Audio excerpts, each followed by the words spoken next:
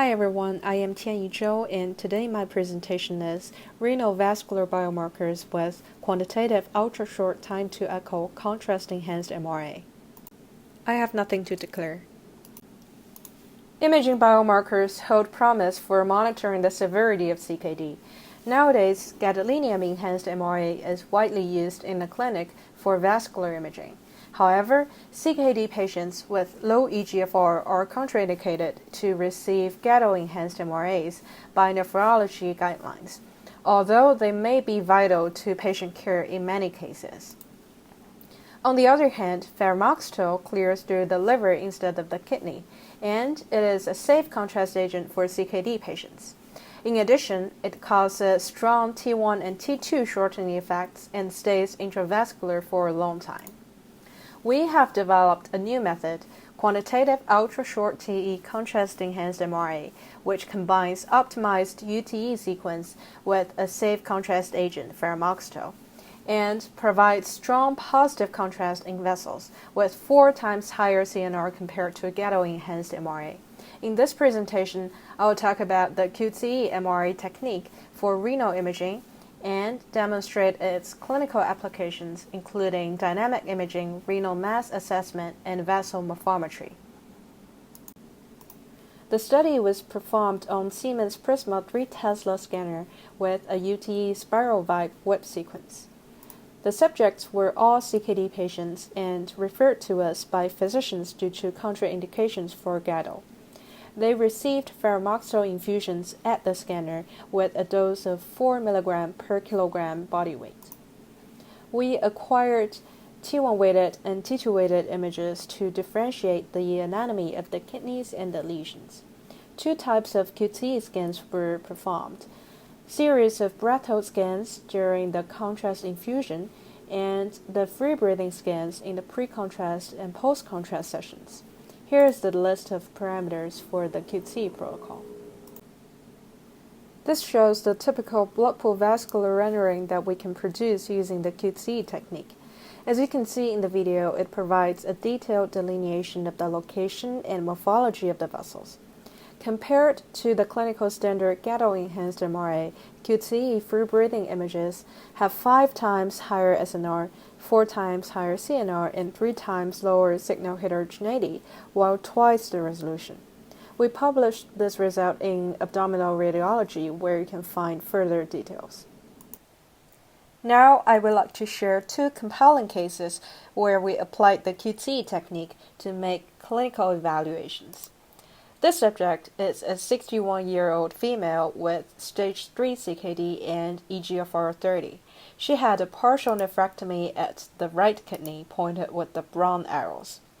At the site of the surgery, there is a mass that may be postoperative or residual disease. She was referred to us to assess this renal mass. We first took a look at the vascular rendering and did not observe any vessels in the renal mass at 1.5 mm isotropic resolution. However, to assess the potential presence of the small vessels below the image resolution, we need to evaluate the degree of enhancement very carefully. QUTE-CE MRA provides strong positive contrast which remains intravascular, so the signal enhancement over time as the contrast washes through the image from the pre to the post-contrast blood pool phases indicates the presence of vasculature. We manually segmented regions of interest in the aorta, IVC, renal pelvis, renal mass, healthy tissue in the right and left kidneys, as shown in color-coded areas in the left video. The plot on the right shows that the artery and the vein have equal signal enhancement as expected. The signal intensity also increased in normal tissue in the right and left kidneys, which indicates the presence of vasculature in the tissue. However, no enhancement was observed in the regions of pelvis and renal mass. Therefore, the renal mass is not measurably vascularized. Case 2 is a 65-year-old female with stage 4 CKD and eGFR 28. The clinicians were concerned about the large lesion observed in the upper pole of the right kidney shown in yellow in this rendering.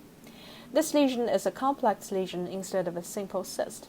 The subject was sent to us to evaluate the potential malignancy and possible vascularity of the lesion. The QUTE-CE rendering clearly shows that the lesion is not vascularized, and we did not find any active vessel leakage in the interior of the lesion. We did the similar analysis as mentioned in the last case, and we did not observe any significant enhancement in the lesion. Therefore, we classified the lesion to Bosniak 2F because it is hemorrhagic with no enhanced nodule. To take advantage of the deep view of the kidney vasculature produced with the QUTE-CE technique, we have carried out the morphometric analysis, which yields precise delineation of the vessel diameter, curvature, kidney and cyst volumes, as well as potential quantification of the vascular abnormalities. In this slide, I will introduce a potential renal biomarker that we are currently working on, renal blood volume. Since ferumoxytol remains intravascular, the difference of post and pre-contrast QUTE-CE image reflects the distribution of the blood. Here is an exemplary RBV map of the left kidney of a stage 2 CKD patient. The overall RBV for this kidney is calculated to be 23.6%. We will take the RBV measurement on CKD populations and perform correlation analysis of this metric and other kidney biomarkers later.